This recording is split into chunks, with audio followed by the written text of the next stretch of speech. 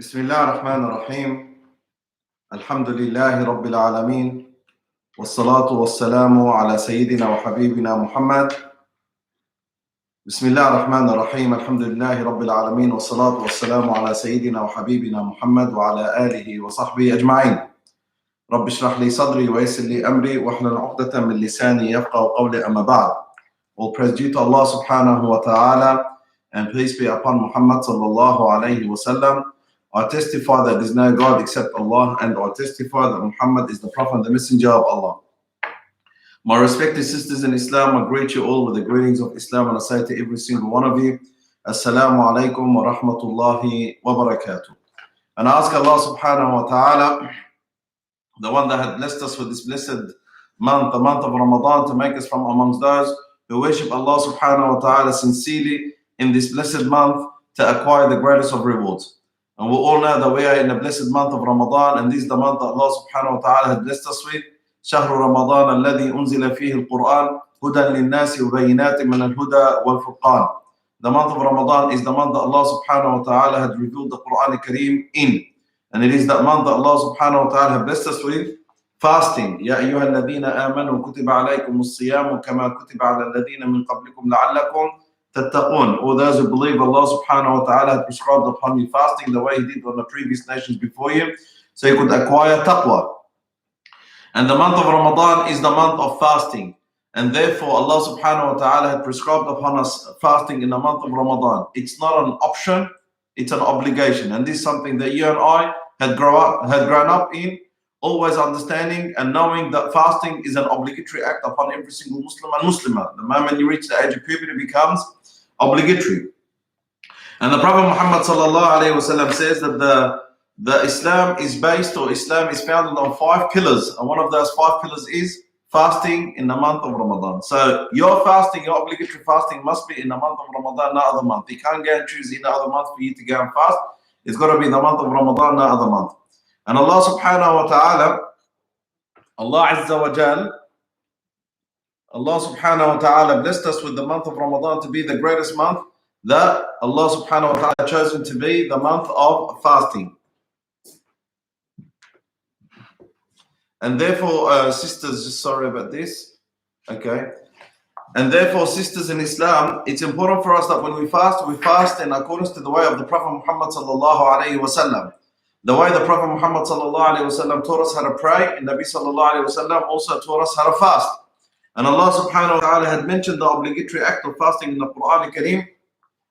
And the Prophet Muhammad sallallahu alayhi wa sallam is the one that had shown us how to fast. And like with the salah, Allah subhanahu wa ta'ala had ordained upon us to pray, but it's the Prophet Muhammad sallallahu alayhi wa sallam that had shown us how to pray. And therefore, sisters, when we fast, we must fast in a way that is in accordance to the way of the Prophet Muhammad sallallahu alayhi wa sallam. And that's why one of the things inshallah we'll be talking about today is to talk about the do's and don'ts of fasting, and to make sure that when we fast, our fasting is correct. Because I don't want to fast and put this time and effort into fasting and then later on my fasting is incorrect. Now, when we fast, inshallah, I want to fast and make sure that our fasting is valid, in which Allah subhanahu wa ta'ala accepts this fasting. Allah subhanahu wa ta'ala will reward us for this fasting. And it all starts with the intention. As the Prophet Muhammad sallallahu alayhi wa sallam says in the hadith, إِنَّمَا الْأَعْمَالُ بِالنِّيَّاتِ وَإِنَّمَا لِكُلِّ امْرِئٍ مَّا نَوَىٰ. All the deeds and actions are according to the intention, and Allah subhanahu wa ta'ala gives you according to what you intend for. So it starts with the intention. What's the intention here? We're talking about the intention in which the Prophet Muhammad sallallahu alayhi wa sallam talks about sincerity. So the intention is about sincerity, that when you fast for the sake of Allah subhanahu wa ta'ala and only for Allah Azza wa Jal, as the Prophet Muhammad sallallahu alayhi wa sallam makes mention. Man sama Ramadana imanan wa ihtisaba. Whoever fasts the month of Ramadan sincerely for the sake of Allah. So intention means that you fast sincerely for the sake of Allah subhanahu wa ta'ala, which means that your fasting is for Allah, your sacrifice is for Allah. You abstain away from water and food from dawn to dusk, from Fajr to Maghrib, is also for the sake of Allah subhanahu wa ta'ala, not other sake. You've got no other reason for you not to eat or drink. Why? Because you are doing that for the sake of Allah subhanahu wa ta'ala. So sincerity.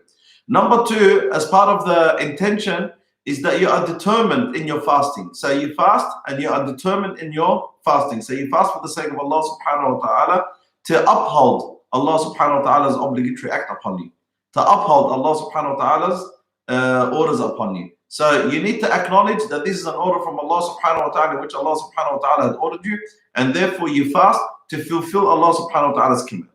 Also, my sister, when you fast, you have to have the intention before Fajr. In order for your fasting to be accepted and your fasting to be valid, your intention must be there before Fajr, because your fasting starts from Fajr to Maghrib. And therefore, you must have the intention for fasting before Fajr. And the Prophet Muhammad ﷺ says in the hadith, whoever does not make the intention before Fajr, then their fasting is not valid. Their fasting is not accepted.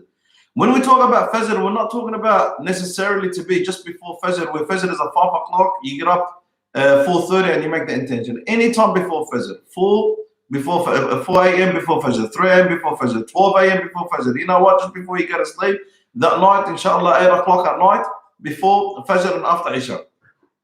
As long as you make the intention, then your fasting will be valid. Why? Because our intention is what differentiates between our habits, customs, our normal everyday actions, and our ibadat. Because some people don't eat from Fajr till Maghrib. They just want to be on a diet, for example. What's the difference between someone who's dieting, not eating and drinking from Fajr till Maghrib, and someone who is fasting for the sake of Allah subhanahu wa ta'ala? The only difference is the intention. The only difference is the intention. For that, the Prophet Muhammad sallallahu alayhi wa sallam says that whoever doesn't make an intention before Fajr, then their fasting is invalid. Okay, we go back to another point here. It does not mean that every single night you have to make the intention. Some of the scholars are of the opinion that you make the intention every single night. Yes, some of them are of the opinion. But the majority of the scholars say that you could make one-off intention from the very beginning of the month of Ramadan. And you say, Ya Allah, I intend to fast every single day of the days of the month of Ramadan for your sake, sincerely for your sake, awaiting the rewards from you. And that's it. You just make the intention, say, Ya Rab, I make the intention that I intend to fast every single day. If nothing comes and stops you from your regular fasting, then you just continue with the intention. If, however, as a sister, you make the intention at the beginning of the month of Ramadan, and then halfway through the month of Ramadan, or a few days after the month of Ramadan, anytime throughout the month of Ramadan, you get your menses. That means you can't fast for 7 days or 10 days or whatever time or duration it is. You need to renew that intention once you start fasting. So that's it. The first intention that you made at the very beginning of the month of Ramadan is invalid now, finished. Or it's not like invalid, it is valid, but that's it. After you get your menses, it's no longer valid. And then you need to renew the intention once again. Once you are pure and once you are purified and cleaned, then you renew the intention once again. Say, Allah, I intend to fast every single day from the days of the month of Ramadan, or whatever left is from the days of the month of Ramadan. Getting up for suhoor is also an intention. People usually don't get up for the pre-dawn meal. Who gets up to eat at 4 a.m., for example, 4:30 a.m.? So just to get up for the suhoor, that's an intention on its own. To get up and drink water before Fajr is also intention on its own.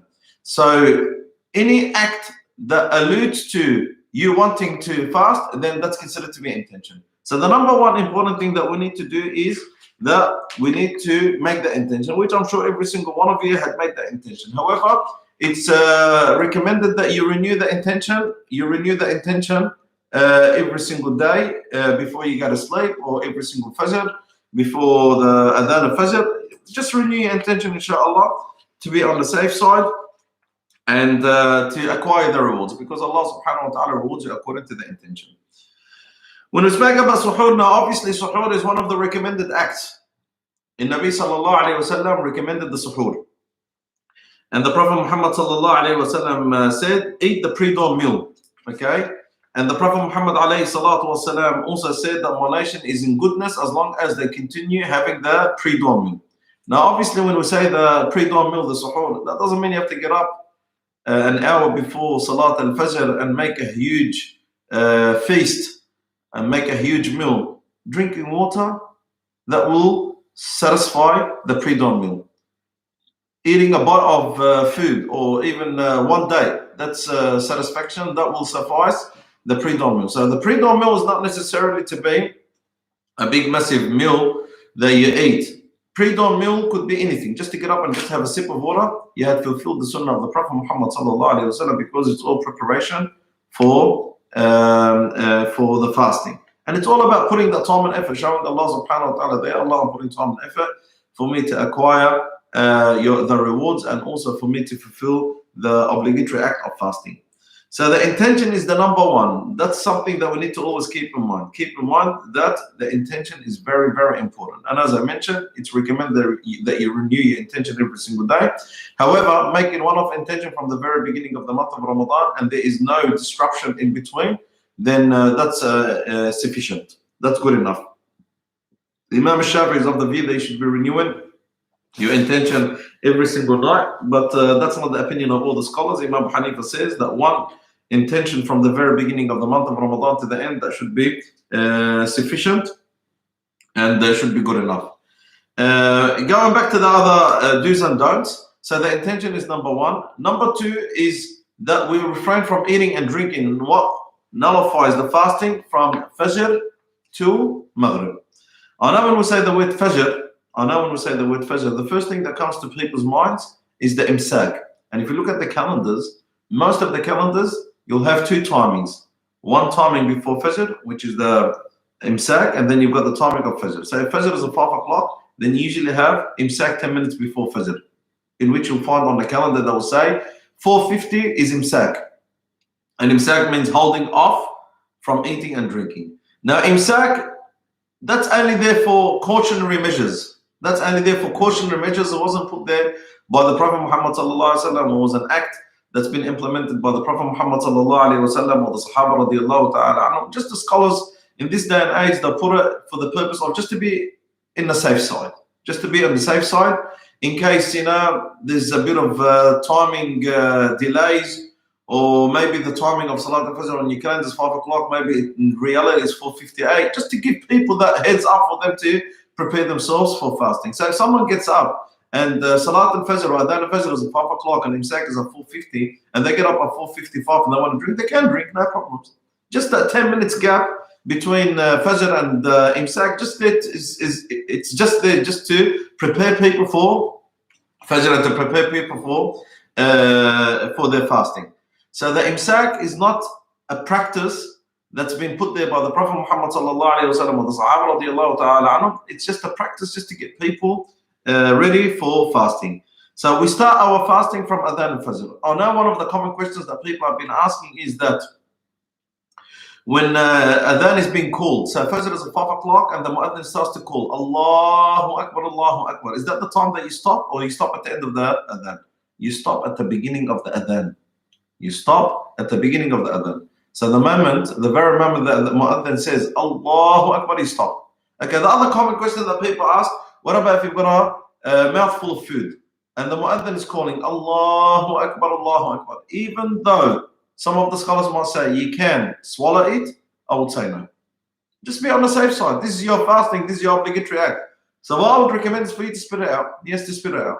So if you've got a mouthful of food and the Mu'adhin had called for the Adhan of Salat al-Fajr, Allahu Akbar, you spit it out. And make sure that your mouth is clear, because you want to start your fasting from the very beginning of Adhan al-Fajr. And make sure that you commence your fasting and you start your fasting on correct grounds and valid grounds in a way that pleases Allah subhanahu wa ta'ala.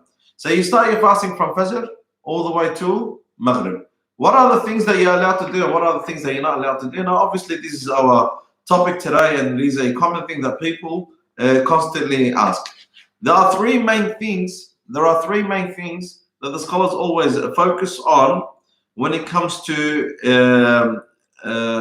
fasting, when it comes to nullifying the fast. Now, we all know intentional eating, intentional drinking. So if you eat and you know that you are eating while you are fasting, and you drink and you know that you are drinking while you are fasting, then you nullify your fasting. Nullifying the fasting, the nullification of the fasting is one thing. The sin on the top of that is something else. We're not talking about the sins. It's a major sin for you to break your fast without a valid excuse. It's a major sin, yes.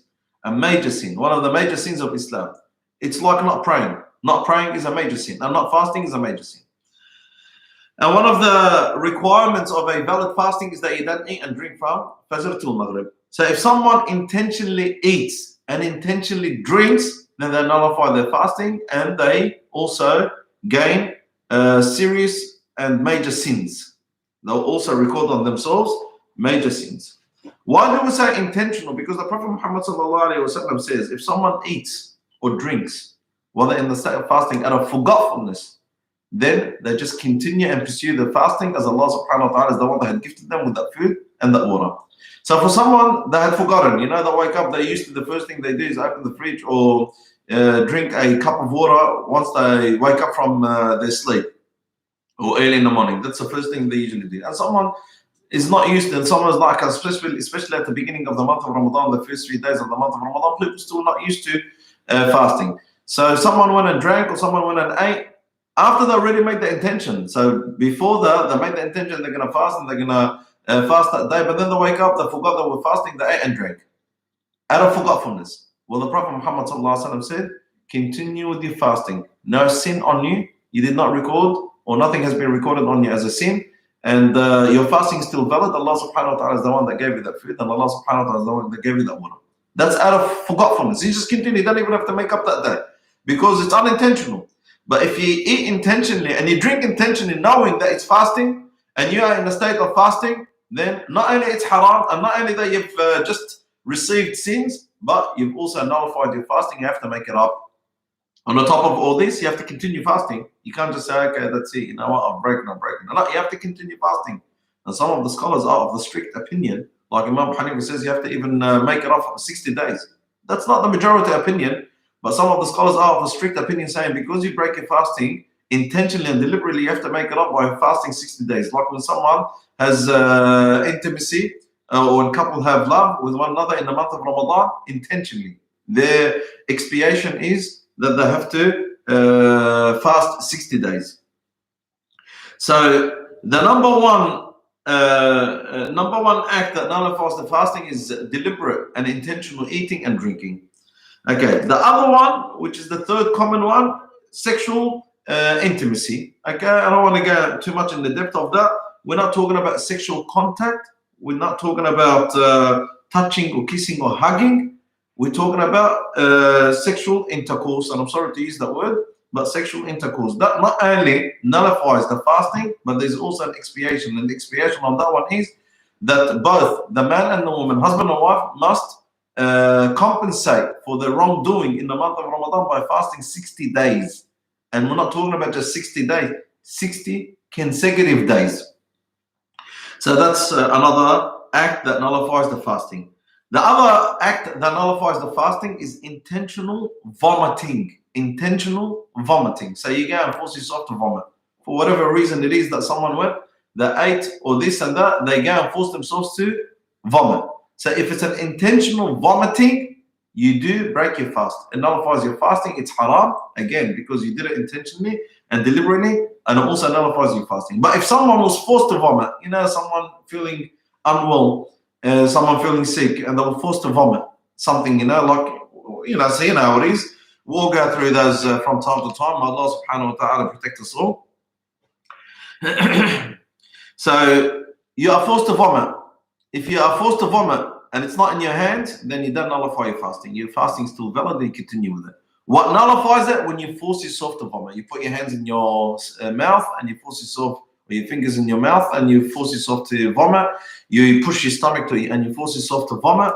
For whatever reason, at the end of the day, as long as you are not forced to vomit, as long as it's not something in your hands. But if it's something that's in your hands, then your fasting is still considered to be valid, and you just continue with your fasting that day. But if you force yourself to vomit, then you nullify your fasting. Okay, another thing that nullifies your fasting, and this is like the common thing, obviously, once a woman gets her period, so let's say she started the beginning of the day with fasting, then midday she starts to see blood or she starts to see bleeding, and I'm sorry to use those terms, but just to be clear about things, she got her period. The very moment that she gets her period, that's it. She can no longer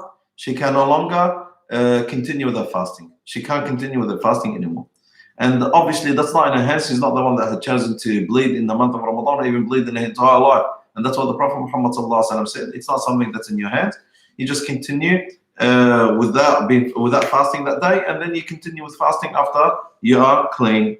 Okay, after you are clean. All right. So these are the major things that really break the fasting. These are the major things that really break the fasting. The things that don't break the fasting, but you have to be conscious of, in which a lot of the times people ask the question, okay? Questions like, can I brush my teeth, for example? Or can I have a shower? Can I swim? Things like that, First of all, you don't have to do them. You could do them before Fajr, or you could do them after Maghrib. No one is forcing you to do them right in the middle of your fasting. But on the top of all this, you can do them. However, if you make a mistake and you swallow, you nullify your fasting and you are sinful too. So, for example, brushing your teeth, which is one of the most frequently asked questions in the month of Ramadan. Can I brush my teeth? Sister, brush your teeth before Fajr, brush your teeth after Maghrib. I'm sure it's not going to be a big harm if you don't brush your teeth in between Fajr and Maghrib. But if you do go ahead and brush your teeth and you do swallow something, then you have nullified your fasting and you're a sinner, because you're not supposed to be doing that. You don't have to do that. If you do brush your teeth and you don't swallow anything and nothing goes past the throat, then your fasting is valid. So brushing your teeth on its own is not an issue. It's about swallowing something. And whether you swallow it intentionally, unintentionally, and sometimes you might slip, make a mistake, and you swallow it, then you had nullified your fasting and you had committed a sin. Likewise, having a shower, for example, you could have a shower. No one's stopping you from having a shower in the state of fasting. You can have a shower. But if you have a shower and you swallow water while you're having a shower, then you had nullified your fasting. Because you could have a shower before Fajr, you could have a shower after you break your fast after Maghrib. No one had told you to go and have a shower at that time. But at the end of the day, if you do have a shower and you don't swallow anything, no issues. But if you do, then you are liable. Then you become responsible. Another common question people ask, okay, swimming. Can I swim when I'm fasting? Yes, you can, as long as you can secure and guarantee that you're not going to swallow anything. And if you do swallow anything, you have invalidated and nullified your fasting, and you're a sinner, because no one told you to go and swim during that time. As long as nothing goes past the throat. So nothing goes past the throat. If something goes past the throat, then you become liable and responsible. These are some of the common questions that people ask. Okay, medications. You've got a number of medications, direct medications that go directly to the stomach from the mouth. Okay, 100% is going to nullify your fasting. What about if you have to take it? If you have to take it, then don't fast. You can't just go and take pills and say, you know, I'll continue fasting. You don't have to fast. That's it. Just pay an expiation. If you can't pay an expiation, don't do anything. It's not in your hands. I know one of the debatable topics right now is the ventilators, or talking about the asthma puffers. I believe that you shouldn't use it while you're fasting. And if you have to use it, don't fast. I'm not telling you to go and put yourself in hardship. No. If you have to use it, don't fast. Allah subhanahu wa ta'ala is telling you not to fast.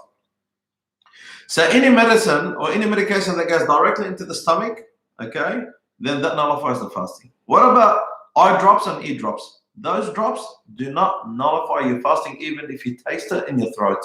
So that's according to the scholars. So eye drops and ear drops, even while you are fasting and you put them in your ears or you put them in your eyes, even if you taste the taste of the medication in your throat, that does not nullify your fasting, because there's no direct link to your stomach there, as the scholars say. There's no direct link to your stomach, as the scholars mention. Okay. Injections.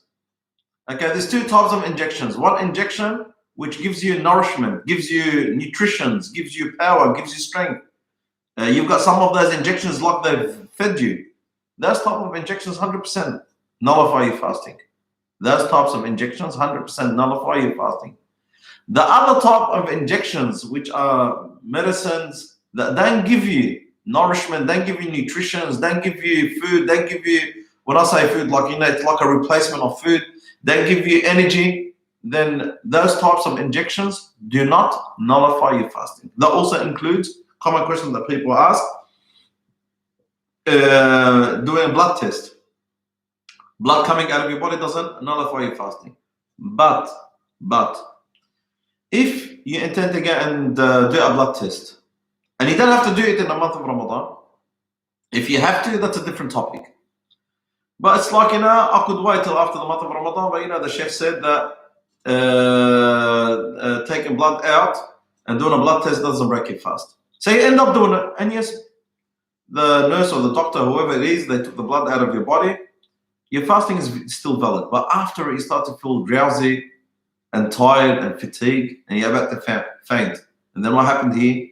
You have to drink water, you have to break your fast, or you have to drink juice, as they usually give us a cup of juice after you give blood or after you do a blood test. Then you are liable here. Yes, you have to break your fast because you're going to faint, and the Sharia is not going to put you in harm. But no one forced you to go and do your blood test in the month of Ramadan. And because you did your blood test in the month of Ramadan, when you didn't have to do the blood test in the month of Ramadan, if you have to do it, okay, that's a different topic. But since you didn't have to do it and you ended up doing it, and because you did the blood test, you were forced to break your fast, okay, you break your fast. I understand you break your fast, and the Sharia understands that you break your fast, and you have to break your fast, but you are liable, you're a sinner, because no one told you to go and put yourself in that position. You could have done it after the month of Ramadan. And we're not talking about situations where you have to go and do a blood test. We're just talking about, okay, you know what, it's a choice between me doing a blood test now or a blood test after the month of Ramadan. So, you know what, I'll go and do it. The Sheikh said it's all right for me to go and do the blood test. Yes, it is all right. But then after you're so fatigued and tired, you're about to collapse. You have to break your fast, and therefore you break your fast, but you're a sinner at the same time. You have committed a sin. So you did break your fast, and it's understandable why you break your fast, but why did you do your blood test during the month of Ramadan when you didn't have to do your blood test in the month of Ramadan? That's not understandable. Therefore, that will be recorded upon you as a sin. Yes, that will be recorded upon you as a sin. Other questions that people ask is cupping, hijama. Can we do hijama while we're fasting? Yes, you can. But if you do hijama while you're fasting, and then after you did the hijama, you feel fatigued and tired and exhausted and you're about to collapse, and then you have to break your fast, you have committed the sin, because no one told you to do your hijama. You don't have to go and do your hijama between Fajr and Maghrib. You could have done it after Maghrib. You could have done it before Fajr. You could do it any other time. You could do it after the month of Ramadan. Why did you have to go and do it while you're fasting in between Fajr and Maghrib, and then it resulted to that you had to break your fast? No, the Sharia doesn't accept that. No one told you to do that. Another common question that people ask is rinsing the mouth and nose while you're fasting. Yes, you can rinse your mouth and nose while you're fasting. Yes, you can. But as long as you don't swallow water. And if you're unsure if you're going to rinse your mouth or nose and you're going to swallow water, don't rinse your mouth and nose. Just keep away from it. No one had forced you to do so. No one had forced you to do so. So keep away from it. So rinsing the mouth and nose, you can, but it's disliked. And if you do swallow and you know that you should have, you know that you had the option not to, then you become liable. All right. The other thing that people ask about the month of Ramadan, and common questions that people ask in the month of Ramadan, and I'm sorry to say this, but it's a common question. People saying that swallow their saliva, and some people say, you know, sometimes I'll pile it up in my mouth and swallow it. This is in your mouth. No one's going to tell you, and no one's going to stop you from doing that, even though some of the scholars had mentioned that it's not recommended for you to do that and it's disliked, but it's something inside your mouth and no one's going to stop you from doing so. Okay. Now, these are some of the questions that we usually and frequently get asked with regards of fasting in the month of Ramadan, and what are the things that you can do. You don't do it in the month of Ramadan while you're fasting.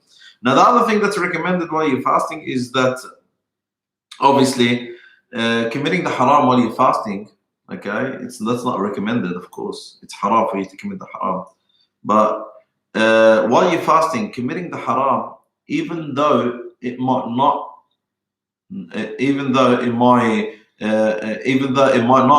nullify your fasting, but you still commit a sin and you lose the rules of fasting. So, for example, if I'm fasting and I'm looking at the haram, or I'm listening to the haram, I'm fasting, I'm looking at the haram, or I'm listening to the haram, that doesn't nullify my fasting. However, it makes me lose the rewards of fasting.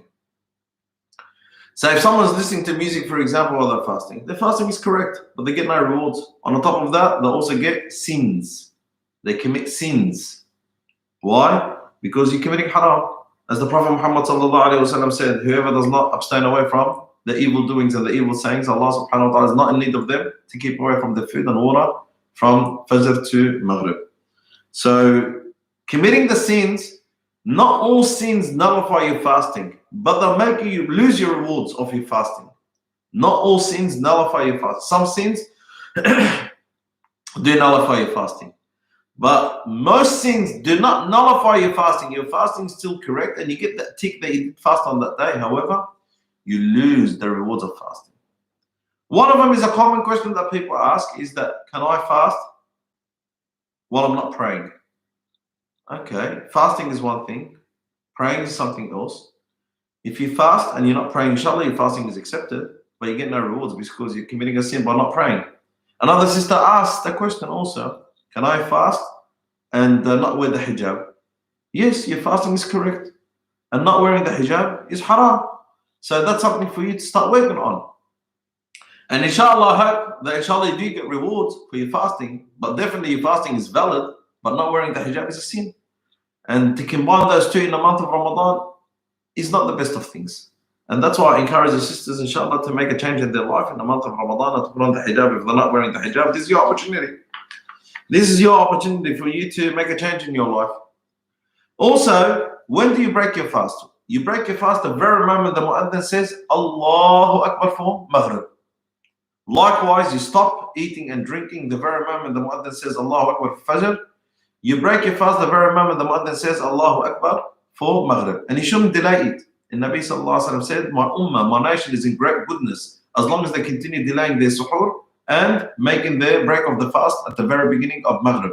So don't think, well, I'm going to give another 5 minutes and get extra rewards. It doesn't work that way. The very moment the mu'adhin makes adhan for Salat al-Maghrib, that's it. Your fasting had ended, and it's recommended that you start your meal with water and dates, as the Prophet Muhammad ﷺ did. And he used to pray Salat al-Maghrib. So to break your fast with water and dates, then you dig into your food, or sahtain or afiyah. May Allah subhanahu wa ta'ala bless you and your family. And it's also recommended to make dua before you break your fast, as the Prophet Muhammad ﷺ said, the dua of the one who is breaking their fast is accepted. So that time that you are waiting to break your fast, and that moment that you are sitting down around the table or waiting for the mu'adhin to call for Salat al-Maghrib to break your fast, is a moment that Allah subhanahu wa ta'ala accepts the dua. And there's a specific dua that the Prophet Muhammad ﷺ used to say upon breaking his fast. And it's also recommended to feed the fasting people because you get the rewards of the fasting people. So let's say you invited 10 people over or you donated towards, you can't do that now. So just to be clear, not during the restrictions that we are going through, but let's say they invite 10 people over or you donate money towards feeding 10 people, you get the rewards of those 10 people. 100 people, you get the rewards of those 100 people. SubhanAllah, look how generous Allah subhanahu wa ta'ala is in the month of Ramadan. And it's recommended that every night you pray the Qiyam, which is the Qiyam prayers, the nightful prayers that the Prophet Muhammad ﷺ used to establish, and the other Taraweeh prayers. And they are only allowed to be prayed after you had prayed Salat al-Isha. You can't pray Taraweeh prayers before Salat al-Isha. A common mistake that people used to do last year, they used to come to the masjid, for example, after they miss Salat al-Isha and joining the Imam for Salat al-Taraweeh, then they pray Salat al-Isha after. But that's wrong. Salat al-Taraweeh must be performed after Salat al-Isha, after you had prayed Salat al-Isha. So you can't pray Taraweeh prayers before Salat al-Isha. Also, it's recommended that you revive the days and the nights of the month of Ramadan in the recitation of the Quran al-Kareem. That's one of the things that we've been talking about, encouraging ourselves and you to continue reading the book of Allah subhanahu wa ta'ala in the month of Ramadan. And it's also recommended to donate for the sake of Allah subhanahu wa ta'ala, as the Prophet Muhammad sallallahu alayhi wa sallam was always generous and more generous in the month of Ramadan than any other month. So any donation and contribution that you give for the sake of Allah subhanahu wa ta'ala is commendable in the month of Ramadan. Remembering Allah subhanahu wa ta'ala on your tongue. The month of Ramadan is about being in a state of worship, worshiping Allah subhanahu wa ta'ala 24/7. So you fast during the day, remember Allah subhanahu wa ta'ala, pray to Him in the evening, and you continue remembering Allah Azza wa Jalla also in the day. So the month of Ramadan is about being in a state of worship 24/7. And subhanAllah, this is one of the beautiful things that we thank Allah subhanahu wa ta'ala for. And then you've got the last 10 days of the month of Ramadan, which is another topic that inshallah we'll be covering very soon. We'll talk about the last 10 days of the month of Ramadan and what's recommended in the last 10 days of the month of Ramadan, and what the Prophet Muhammad sallallahu alaihi wasallam used to do in the last 10 days of the month of Ramadan. So sisters, I just wanted to cover quickly on some of the do's and don'ts of fasting in the month of Ramadan. What are the recommended acts that the Prophet Muhammad sallallahu alaihi wasallam recommended? What are the things that the Sharia had recommended? And inshallah, we will continue to get closer to Allah subhanahu wa ta'ala in this blessed month. More importantly, after this month. See, a lot of people get it wrong because they just focus on this month. They just want to get closer to Allah subhanahu wa ta'ala in this month. They just want to connect themselves to the Quran al-Kareem just in this month. And they do, yes, they get closer to Allah subhanahu wa ta'ala in this month. And they connect themselves to the Quran al-Kareem in this month. But after this month, they deter away. Why? Because that was your plan. That was your intention. They deter away because that's their plan and intention. Their intention is for them to connect to Allah Azza wa Jalla in this month. And they did. And their intention was to connect to the Quran Kareem in this month, and they did. And their intention was to keep away from the haram in this month, and they did. But their intention wasn't for after this month. So what happens when this month ends? They end everything with it. Intention is very important. Very important. That's why the Prophet Muhammad ﷺ used to always emphasize on the importance of the niyyah, intention. It's not like, oh, nawaitu an usalli 4 rakat salat al-asr, or nawaitu an asum li wajhi Allah ta'ala. No. Intention is inside determination and sincerity. Acknowledgement. Determination, sincerity, and acknowledgement that you are determined in your worship, you are sincere in your worship, and you acknowledge this worship is for Allah subhanahu wa ta'ala. So sisters, let us all inshallah renew our intention. May Allah subhanahu wa ta'ala reward you. I know it's been a bit of a challenging year this year with the month of Ramadan not coming to the masajid, but we ask Allah subhanahu wa ta'ala to make it easy upon us. Inshallah, it's only a matter of time that the masajid and the centers, in particular the UMA, will open again. And we'll have your wonderful company, inshallah, here at the UMA. And inshallah, we'll continue remembering Allah subhanahu wa ta'ala and getting closer to Allah subhanahu wa ta'ala. May Allah Azza wa Jalla reward you. May Allah Azza wa Jalla accept from you. May Allah subhanahu wa ta'ala make it easy upon us all. Jazakumullah khairan for joining us, and be with us inshallah every single Saturday, 1:30 p.m. here on the UMA online platforms, social media platforms, and every single night 7:30 p.m. So every single night 7:30 p.m. we've been live streaming all the different talks from the UMA on all the different UMA social media platforms. And specifically, inshallah, we'll continue with the sisterhood lessons and programs every Saturday 1:30 p.m. on the UMA Sisterhood Facebook page and the other UMA social media platforms. Once again, Jazakumullah khairan for being with us, and may Allah reward you accept from you, and may Allah subhanahu wa ta'ala reunite us again for His pleasure, for His sake. Ameen ya Rabbil Alameen. Ramadan Mubarak to you, to your family, to the entire Muslim community. Assalamu alaikum wa rahmatullahi wa barakatuh.